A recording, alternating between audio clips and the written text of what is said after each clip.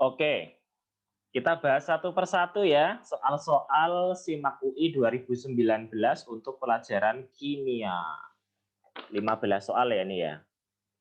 Mantap ini soal. Oke, kita coba ya. Kita coba yuk, kita mulai dari soal nomor 46. Diketahui entalpi reaksi berikut ini. Jadi ada 3 reaksi dan diketahui 3 delta H yaitu ya. Pembakaran ZNS di udara mengikuti persamaan berikut. Nah, lalu ada reaksi nih. Ada reaksi tapi belum setara. Ya, kita setarakan lah. Berapa delta H reaksi pembakaran ZNS? Kita disuruh mencari delta H pembakaran ZNS ini. Kita setarakan reaksinya dulu yuk. Atau mungkin ini udah setara ya. Zn di kiri 1, Zn di kanan 1. S di kiri 1, S di kanan 1. O di kiri ada 2, O di kanan ada 3. Wah, gimana ini? Ya tinggal kita setarakan aja ya. Gimana caranya supaya O di kiri juga 3 kan gitu. Ya kita kasih koefisien 3/2 lah. ZNO tambah SO2. Oke, untuk mencari delta H reaksi, kita lihat delta H yang diketahui ya. Ini delta H pembentukan ZNS. Kenapa kok bisa delta H pembentukan? Karena reaksinya reaksi pembentukan. Unsur tambah unsur jadi 1 mol senyawa. Ya toh? Ini juga nih, unsur tambah unsur tapi senyawanya 2 mol. Supaya jadi delta HF, senyawanya harus 1 mol, Dik. Berarti kita bagi 2 ya. 696 kalau kita bagi 2 berapa? 696. Kita bagi 2. 348 ya. Oh, ini delta HF-nya ZNO minus 348.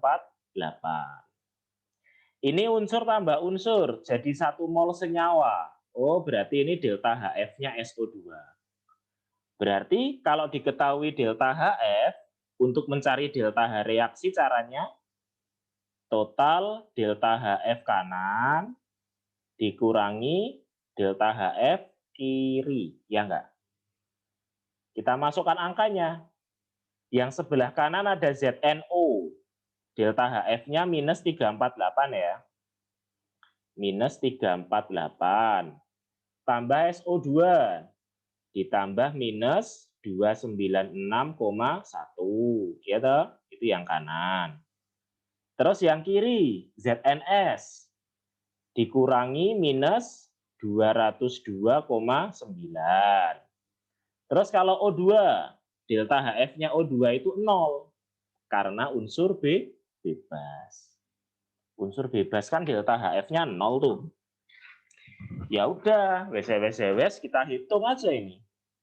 Maka nanti ketemunya adalah minus 441,1. Ada nggak minus 441,1? Nggak ada, Pak. Nggak ada, ya kita pilih yang mendekati aja. Ya, kita pilih yang cendol. Gitu. Mantap ya. Jadi terkadang ada soal yang tidak disebutkan itu tuh delta HF. Seperti ini contohnya. Jadi kita harus bisa menganalisis ya, ini tuh reaksi apa? Ini tuh reaksi pembentukan. Tahu dari mana, Pak? Karena unsur tambah unsur jadi 1 mol senyawa. Kalau senyawanya 2 mol, ya dibagi 2 biar jadi 1 mol. Gitu. Paham ya? Sip. 47 yuk.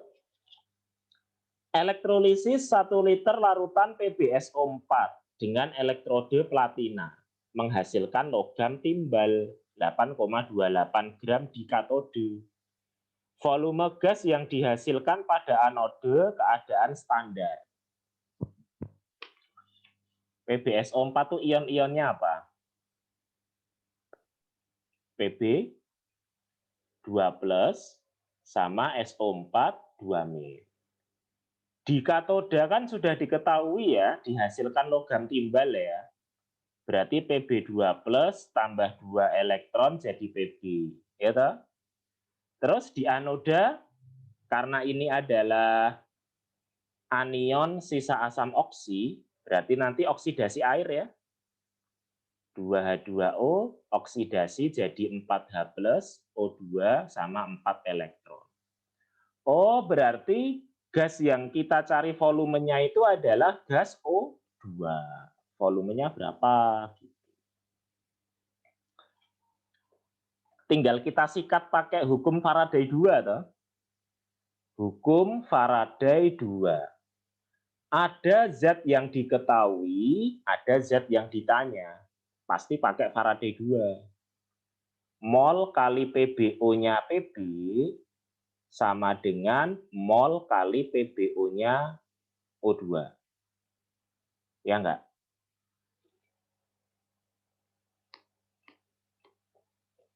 Mol itu gram per AR. Berarti ini 8,28 per AR-nya Pb 207. PbO itu koefisien elektron. Ini nih, 2. Mol O2 yang kita cari, PbO-nya O2 4. Maka mol O2 ketemu tuh ini. 0,02 mol. Kita jadikan volume STP, ketemu ini. Kali 22,4 beres ya. Liter kan gitu. Ya udah, jawabannya cendol. Ya toh? Iya. Oke, itu 47 ya.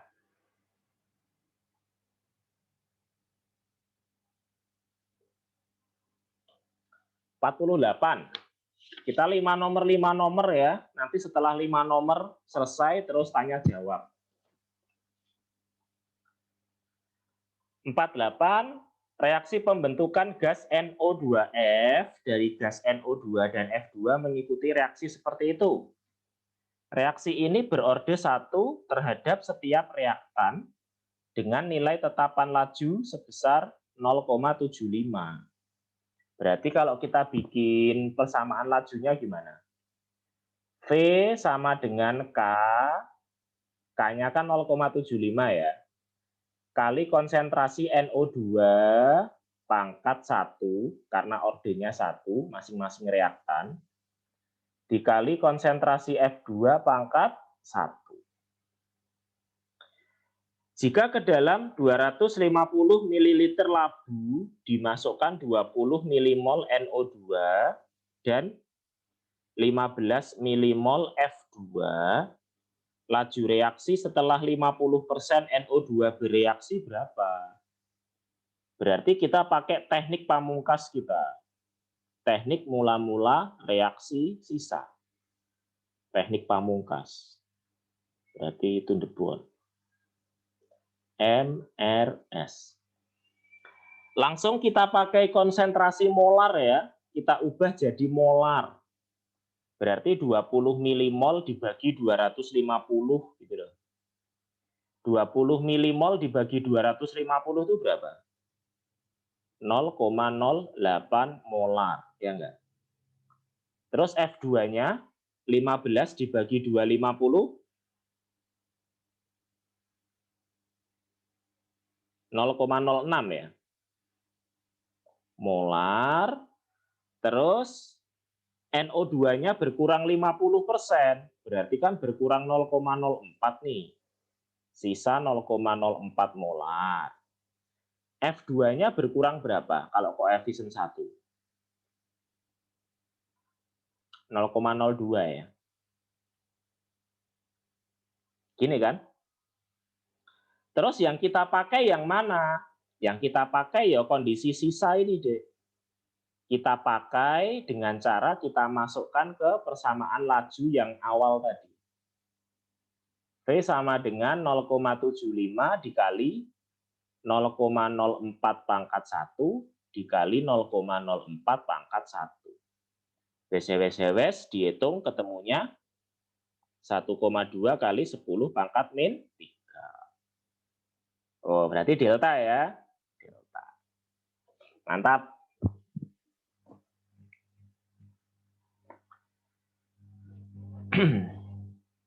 Itu nomor 48. Sekarang 49 ya. Polietilena tetrafetalat PET merupakan polimer yang sering digunakan sebagai serat pakaian atau botol. Rumus umum PET seperti itu. Oke. Monomer penyusun PET yang tepat adalah, coba perhatikan dengan cara seksama deh. Polimer PET ini memiliki gugus fungsi apa? Gugus fungsi COO, ya enggak? COO itu gugus fungsinya siapa? Ester. Iya toh? Ester itu terbentuk dari apa dan apa? Masih ingat nggak? Terbentuk dari asam karboksilat. Sama apa lagi? Satu lagi. Asam karboksilat dan alkohol. Ya udah. Berarti kalau kita disuruh mencari monomer dari ester ini, dari PET ini, maka monomernya pasti berasal dari monomer asam karboksilat sama alkohol. Asam karboksilat itu gugus fungsinya apa? COOH, ya enggak? COOH, ya toh? COOH, kan gitu. Tinggal kita sambungin aja. Nah, ini ya. COOH. Ini asam karboksilatnya. Terus alkoholnya siapa? Alkoholnya ya sisanya dong. CH2 ini itu alkoholnya berarti. OH, CH2, OH. Mana ya? Berarti jawabannya adalah cendol. Nah, gitu ya. Gampang sekali. Satu soal lagi sebelum tanya jawab ya. Diketahui unsur NaMgAl, nomor atomnya 11, 12, 13. Urutan jari-jari kation yang tepat. Berarti Na kalau jadi ion positif Na plus ya. Mg kalau jadi ion positif Mg2+. Al kalau jadi ion positif Al3+. Berarti kalau Na plus, elektronnya berapa, protonnya berapa, Dek? Protonnya tetap 11, tapi elektronnya jadi 10, ya toh? Kalau Mg2+, protonnya tetap 12, tapi elektronnya 10. Kalau Al3+, protonnya 13, elektronnya 10. Oh, berarti elektronnya sama semua dong. Elektronnya sama semua, tapi protonnya beda nih. Proton siapa yang lebih banyak? Proton yang lebih banyak dimiliki oleh Al. Semakin banyak proton, maka tarik-menarik proton dan elektron semakin kuat. Proton kan positif, elektron kan negatif. Kalau protonnya semakin banyak, maka tarik-menarik proton dan elektron semakin kuat. Apa yang terjadi kalau proton dan elektron tarikannya makin kuat? Maka atomnya itu akan menciut, akan mengkerut, ya enggak? Proton itu ada di inti atom, elektron ada di kulit. Kalau inti dan kulit tarikannya kuat, berarti kan ukuran atomnya menciut. Kalau ukuran atomnya menciut, berarti jari-jarinya lebih kecil ya. Berarti urutannya gimana? Na plus yang paling besar. Sedangkan Al3 plus yang paling kecil. Karena tarikannya paling kuat, ukuran atomnya paling menciut, paling mengecil. Berarti jawabannya apa? Alfa ya? Alfa. Oke.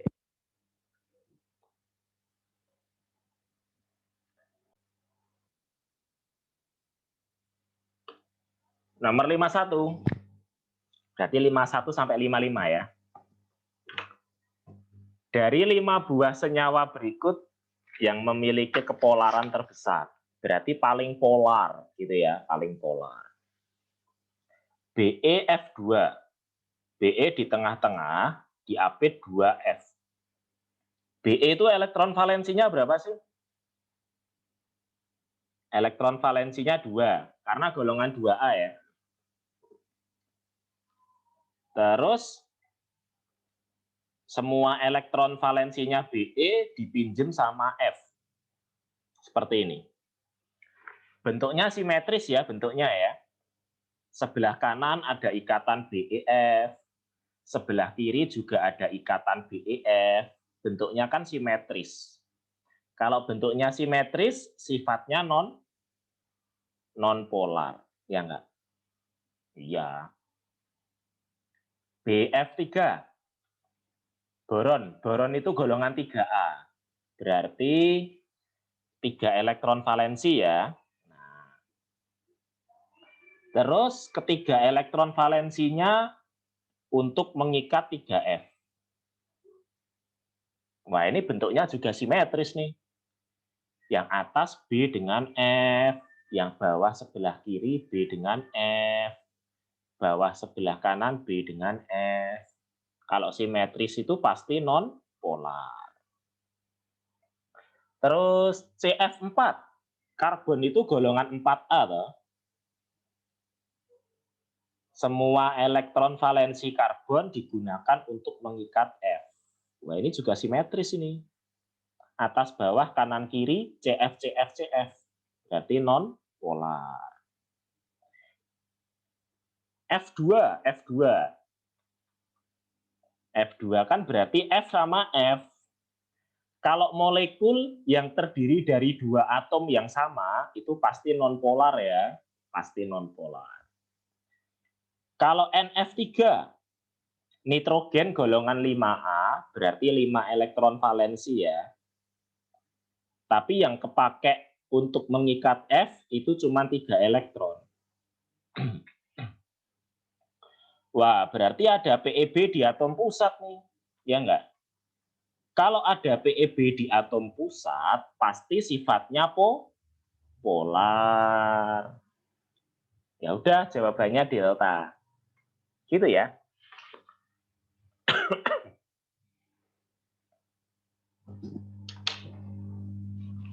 Jawabannya delta.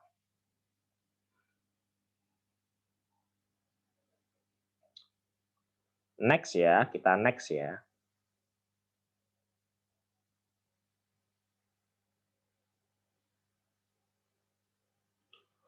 Lima dua.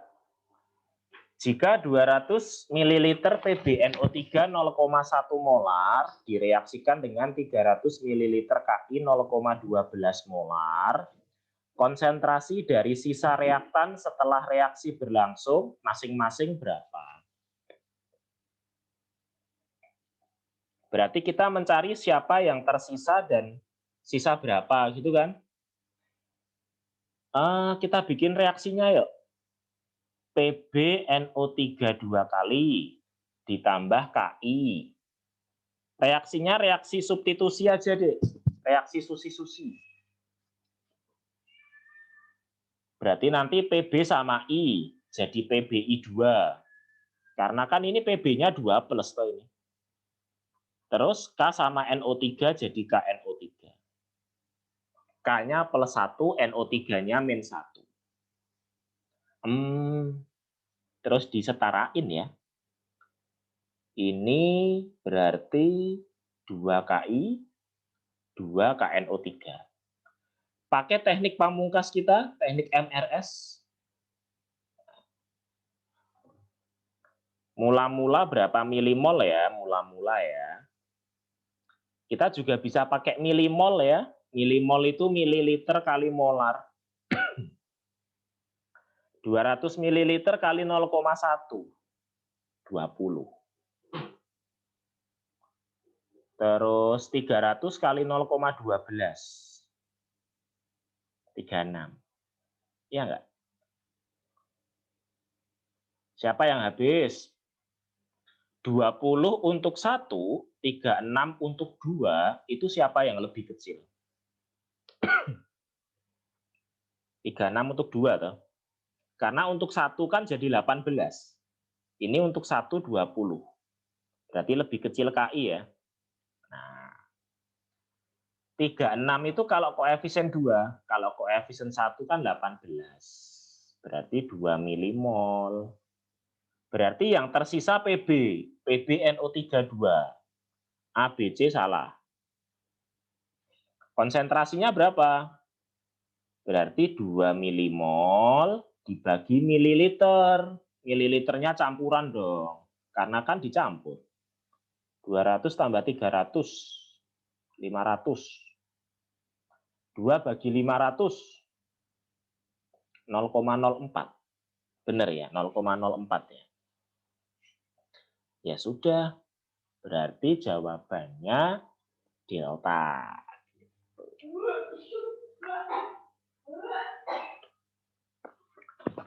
53 ya.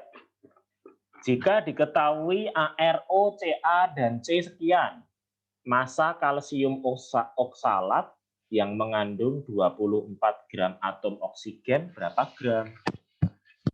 Kalsium oksalat CaC2O4 itu oksigennya kan koefisien 4 nih. 4O gitu kan. Oksigennya 24 gram. Kita jadikan mol dibagi 12. Berarti 2 mol. 2 mol itu kalau koefisien 4. Kalau koefisien 1 berapa? 2 bagi 4. Setengah mol ya. MR-nya berapa? MR-nya kalsium oksalat. 40 tambah 24, 64. 64 tambah 64, 128. Dikali 128 kali setengah. 64 ya. Udah ya, ketemu ya? Ketemu delta. Iya enggak? Kita kalau ketemu soal mudah malah jadi insecure. Atau ada yang salah?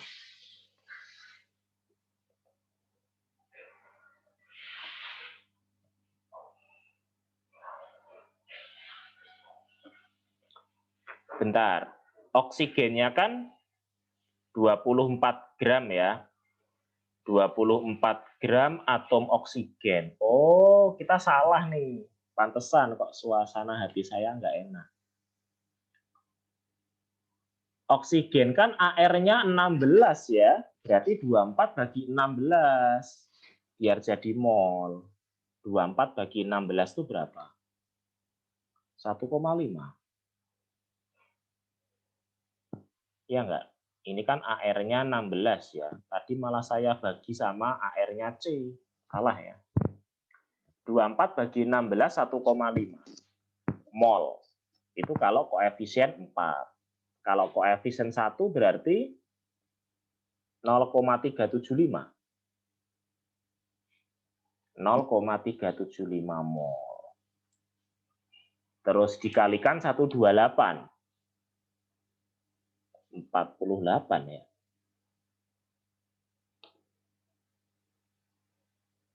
48 gram. Berarti jawabannya C dong. Jawabannya C. Sip. Itu ya. Mantap. 54.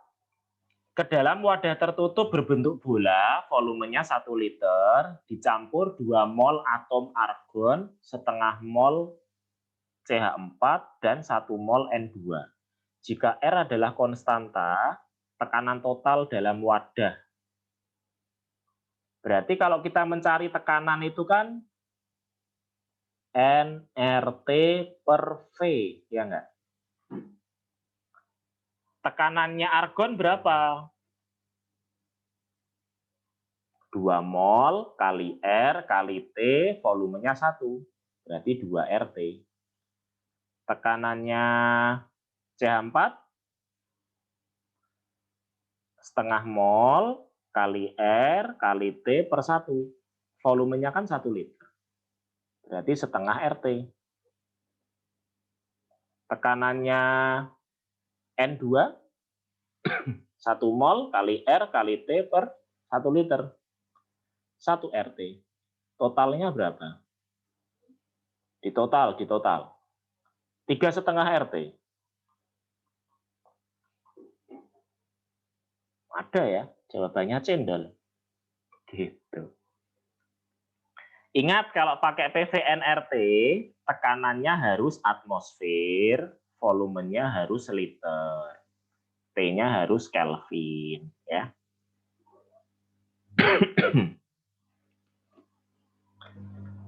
55.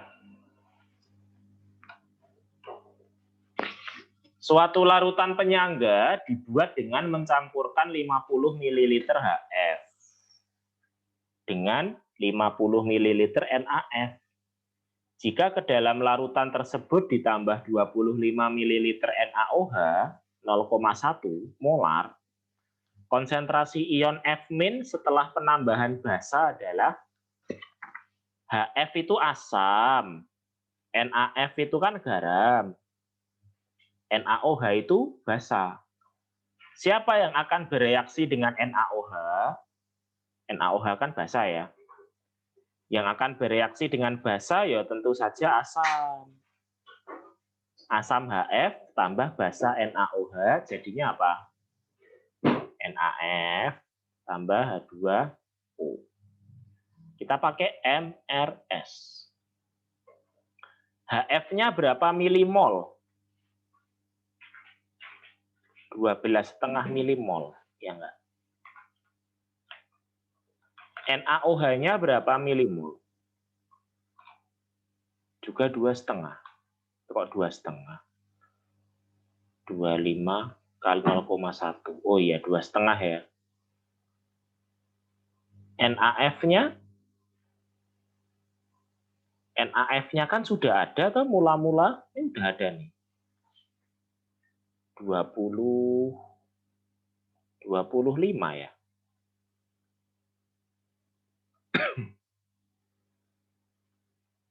H2O-nya abaikan aja lah. 12,5 sama 2,5. Berarti 2,5-nya habis ya. Nah, HF koefisien 1 nih. Berkurang 2,5 juga. Berarti tersisa 10 milimol.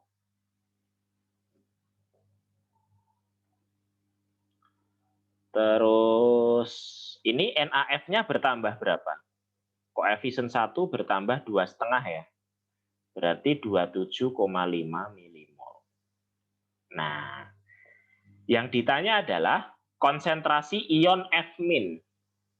Siapa yang punya ion F-? Yang punya ion F- tentu saja NaF. Nah, terus HF kan juga punya F-, Pak. HF itu juga punya F-. Tapi kan HF itu asam lemah. Terion sebagian. Punya F-, tapi F-nya itu terlampau kecil. Karena apa? Kenapa? Karena HF itu asam lemah. Terion sebagian. F- yang dihasilkan sedikit banget. Berarti bisa kita abaikan ini. Kasihan ya diabaikan. Ya udah, berarti F- yang kita gunakan murni 100% dari NaF. Kalau NaF-nya 27,5 milimol, maka F-nya juga 27,5 milimol. Kita jadikan konsentrasi ya. Milimol dibagi mililiter. Mililiternya berapa? 50 tambah 50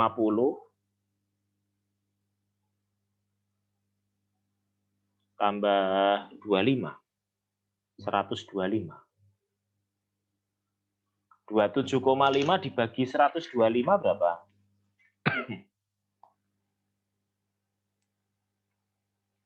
0,22 ya? 0,22. Mantap. Ketemu ya 0,22 ya. Ya udah, jawabannya berarti alfa. Gitu. Soal reaksi asam basa ya ini ya. Persamaan reaksi berikut merupakan suatu persamaan reaksi asam basa tapi belum setara. Ya kita setarain dong. HNO2 ditambah BaOH2 jadi BaNO2 dua kali sama H2O. Nah ini kan NO2-nya harus 2 kali ya. Nanti hidrogennya jadi 4. Nah ini ya. Kita pakai teknik MRS. HNO2-nya berapa milimol? Udah ada ya ini ya. 10 milimol. BaOH2-nya 5. Yuk, siapa yang habis? 10 untuk koefisien 2 sama 5 untuk koefisien 1. Berarti kan sama besar ya. 10 untuk 2, 5 untuk 1 kan sama besar. Kalau sama besar itu berarti semuanya habis. Habis. BaNO2 dua kali koefisien 1 nih. Berarti 5 ya, bertambah 5. Oh, kita mendapatkan garam BaNO2 dua kali 5 milimol. Kalau semuanya habis, berarti kita pakai konsep hidrolisis. Hidrolisis itu mengenai pH garam, ya enggak? Nah, pH garam itu kan mengikuti yang kuat. HNO2 kan asam lemah nih.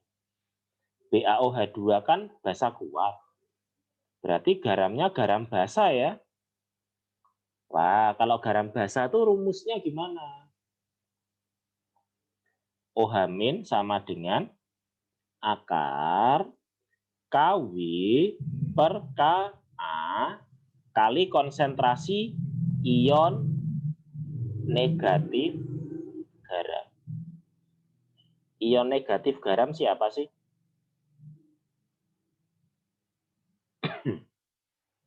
NO2-. Yang kita pakai NO2-. Ya enggak? Masukin angkanya. 10 pangkat min 14 per 5 kali 10 pangkat min 4. Konsentrasi. Konsentrasi NO2- berarti milimol dibagi mililiter. Milimolnya NO2- berapa? BaNO2 dua kali. NO2-nya ada 2 loh. Berarti kalau BaNO2 dua kalinya ini 5, NO2- koefisien 2 10. Berarti 10 milimol ya. Mililiternya 25. Dah, tinggal dihitung aja nih, Dek. Kalau kita hitung ketemunya nanti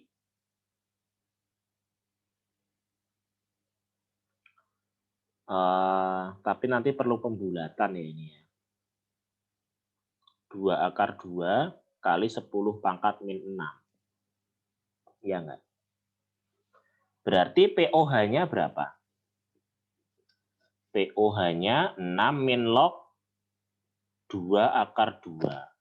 pH 8 plus log 2 akar 2. Adanya 8 plus log 2. Ya udah jawabannya ini.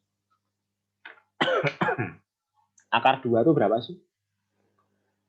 Akar 2 itu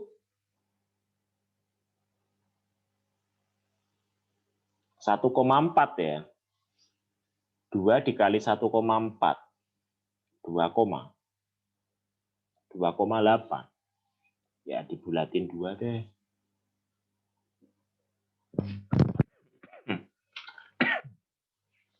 Oke. Gitu ya.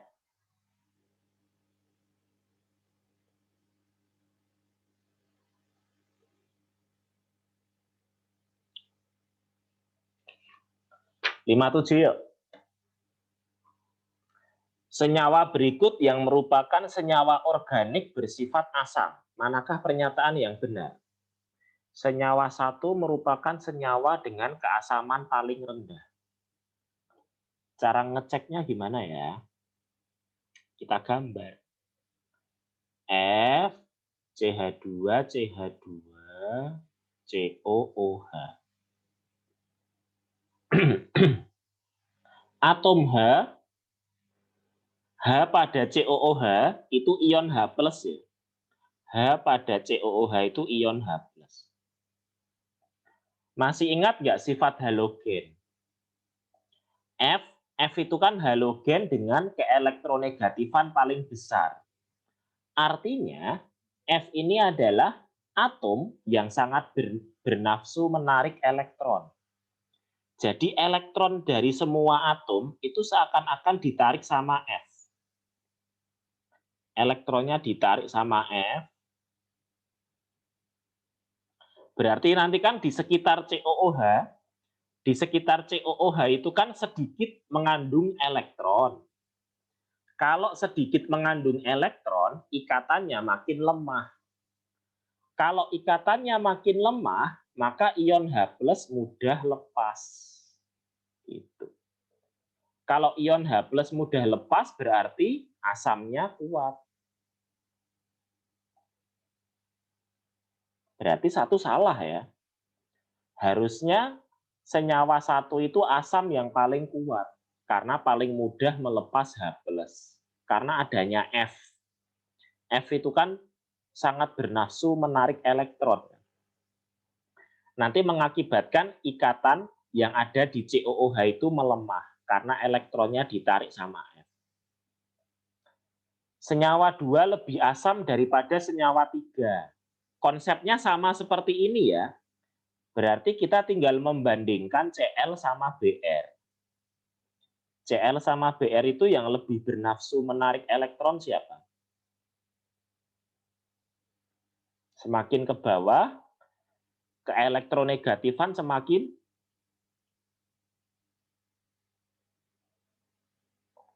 kecil ya. Berarti keelektronegatifan Cl itu lebih besar daripada Br. Cl lebih kuat menarik elektron. Kalau keelektronegatifannya besar kan kuat menarik elektron. Kuat menarik elektron, maka H+-nya mudah lepas. Jadi benar ya. Senyawa 3 lebih asam daripada senyawa 1 jelas salah. 4 merupakan senyawa dengan keasaman paling tinggi. Senyawa 4 merupakan senyawa dengan keasaman paling tinggi.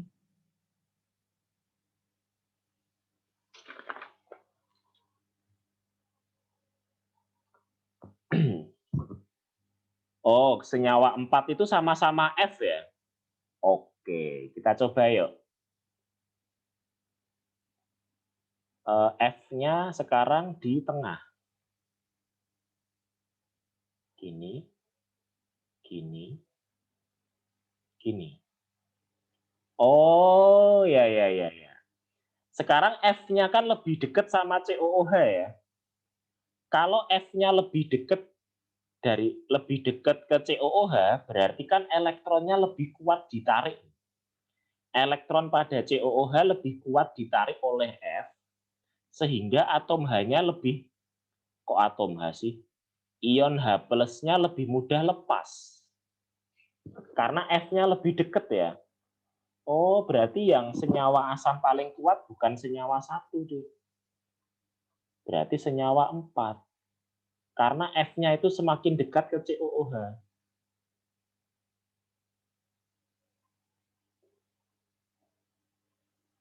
Gitu ya. Ya biar ada jawabannya. Enggak gitu, emang gitu teorinya. Jadi kalau antara 1 dan 4 sama-sama F, siapa yang paling asam? Oh, kalau F-nya lebih dekat ke COOH. F itu kan penarik elektron.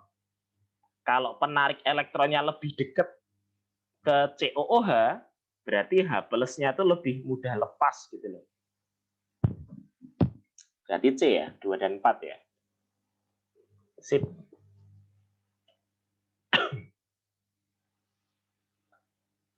58. Perhatikan data potensial reduksi standar. Reaksi oksidasi platinum akan berlangsung spontan jika digunakan oksidator apa? Oksidator itu berarti dirinya mengalami apa? Dirinya mengalami reduksi, ya enggak? Carilah zat yang kalau ketemu platina itu E0-nya sekian ya. Maka zat tersebut akan reduksi. Berarti carilah zat yang E0-nya lebih besar, ya enggak? Daripada E0-nya platina. Zat yang E0-nya lebih besar dari platina siapa? ClO-. ClO- bukan. Cl2. Cl2 ya, Cl2 ya, Cl2. NO3-. Bukan. MnO4- iya. MnO4- sama Cl2. Cl2 enggak ada ya. Ya udah berarti delta 4 saja.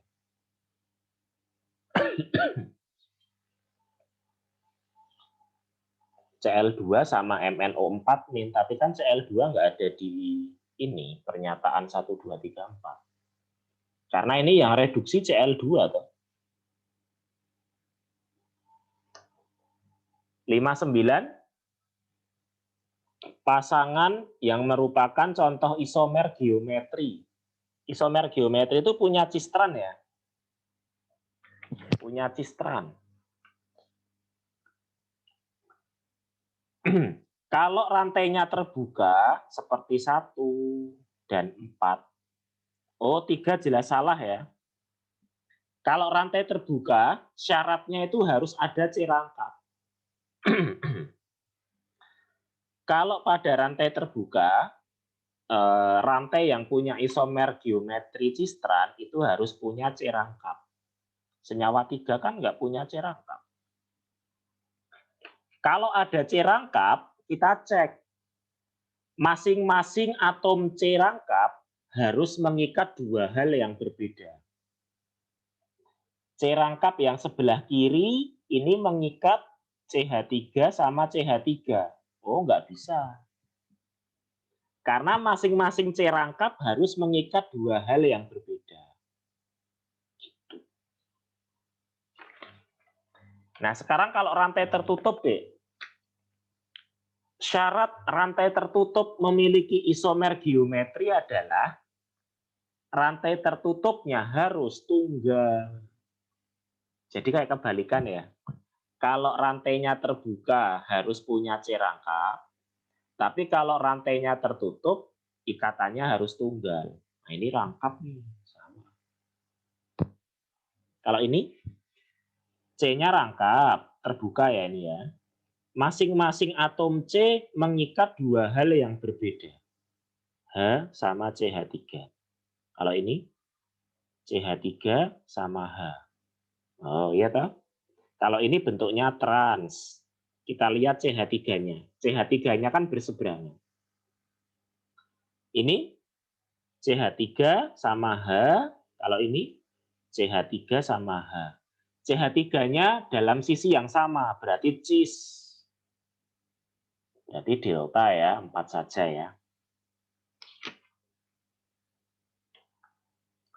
Terakhir, kenapa gambarnya buram? Spesies yang terdapat dalam larutan natrium asetat dalam air.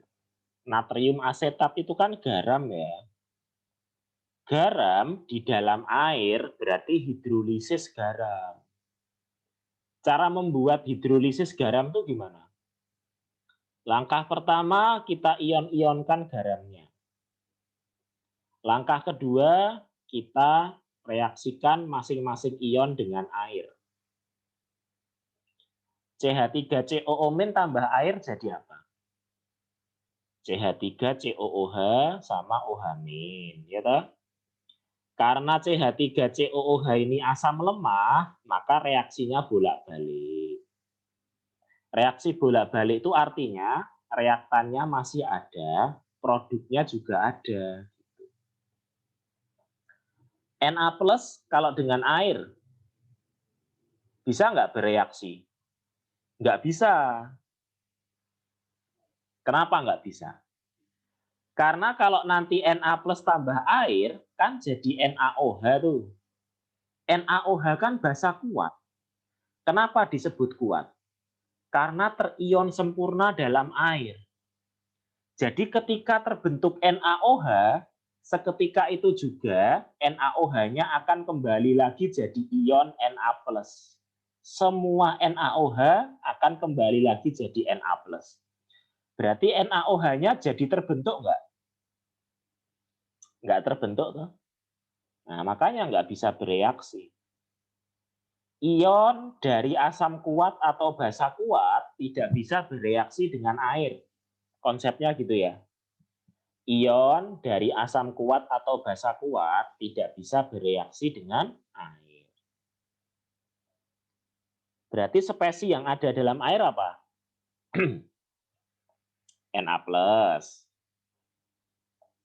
CH3COOH, ya toh? Terbentuk CH3COOH.